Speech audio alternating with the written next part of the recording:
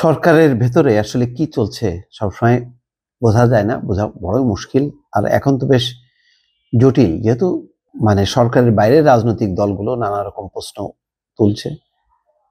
সালাউদ্দিন আহমেদ বলছে আন্দোলন করতে হবে ভোটের জন্য, আবার সরকারের থেকে রাজনীতি করা যাবে না, নিরপেক্ষতা নষ্ট হবে, অন ইলেভেনের পদধ্বনি শুনতে পাচ্ছে।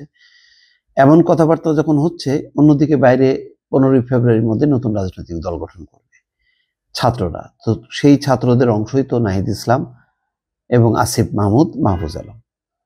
আজকে একটা পত্রিকা, বেশ কয়েকটা পত্রিকায় এই খবরটি ছেপেছে যে নাহিদ ইসলাম এবং আসিফ মাহমুদ পদত্যাগ করবেন খুব তাড়াতাড়ি, 15ই ফেব্রুয়ারির আগেই। আর কিছুর পরে করবেন হচ্ছে আরেকজন, মাহফুজ আলম, তিনি করবেন। কিন্তু সাংবাদিকরা যখন নাকি জিজ্ঞাসা করলো নাহিদ ইসলামকে, তিনি বলছেন সরকার থেকে পদত্যাগের সিদ্ধান্ত হয়নি।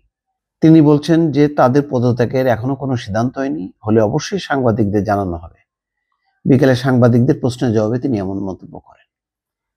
তাহলে ওই কথার ওই পত্রিকার সূত্র কি? নাহিদ ইসলাম বলছেন পদত্যাগের বিষয়টি কোনো উৎস থেকে পত্রিকায় লেখা হয়েছে সেটা উল্লেখ নেই। এই ধরনের কোনো সিদ্ধান্ত এখনো তার নিজের বা আসিফের দিক থেকে হয়নি। হ্যাঁ, সত্য তো, কেউ তো তাদেরকে জিজ্ঞাসা করেনি, জিজ্ঞাসা না করেই লিখে ফেললো। দেখেন, যে পত্রিকাগুলিতে উঠছে, এটি হচ্ছে প্রথম আলোর সাথে অন্যান্য পত্রিকার পার্থক্য। প্রথম আলো কিন্তু কখনোই তাদের বক্তব্য না নিয়ে কিন্তু এভাবে লিখবে না, কিন্তু অন্যরা কিন্তু লিখে ফেললো। এই জন্য আমি বলি, অনেকে প্রথম আলো নিয়ে খোঁচাখুচি করতেছে 5 তারিখের পর থেকে, কিন্তু প্রথম আলোর মতন একটা পত্রিকা আগে তৈরি করেন, তারপরে বলেন যে প্রথম আলোর দরকার নেই। যাই হোক, অন্য বিষয়। নাহিদ ইসলাম বলছেন যে পদত্যাগের বিষয়টি কোন উৎস থেকে পত্রিকায় লেখা হচ্ছে সেটা উল্লেখ নেই। এ ধরনের কোনো সিদ্ধান্ত এখনো তার নিজের বা আসিফের দিক থেকে হয়নি। আর হলে অবশ্যই জানানো হবে। রাজনৈতিক দলে অংশগ্রহণের প্রয়োজন হলে অবশ্যই জানাবো, তবে সেটা আমরা এখনো ভাবিনি। তিনি বলেন, এই আলাপটা আসছিল রাজনৈতিক দলগুলো থেকে। তারা সরকার থেকে রাজনৈতিক দল গঠন করা নিয়ে প্রশ্ন তুলছিল। তখন আমি বলেছিলাম যে নতুন রাজনৈতিক দল হোক আর কোনো রাজনৈতিক দলে হোক, আমরা সরকারে থাকা অবস্থায় এগুলোর সঙ্গে সম্পৃক্ত হব না। এখন পর্যন্ত আমাদের এমন কোনো সিদ্ধান্ত বা পরিকল্পনা হয়নি।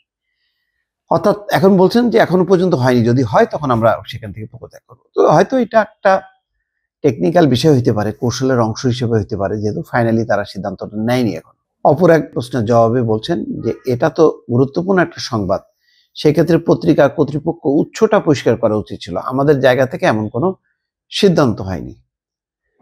তো আসলে এটা উচিত ছিল, আমিও ফিল করি। এখন আমি তো আর সংবাদ করি না, আমি পত্রিকায় প্রকাশিত যে সংবাদগুলো আসে সেই সংবাদগুলো বিশ্লেষণ করি। তাতে আমার যে ধারণা আর পত্রিকার ধারণাগুলি মিলে যাচ্ছে যে একটা রাজনৈতিক দল হবে, সেখানে নাহিদ ইসলাম, আসিফ মাহমুদ, তারপরে মাহফুজ আলম জয়েন করবেন, এটি স্বাভাবিক। তো সেই হিসেবে তো তারা সরকারে থাকবেন না।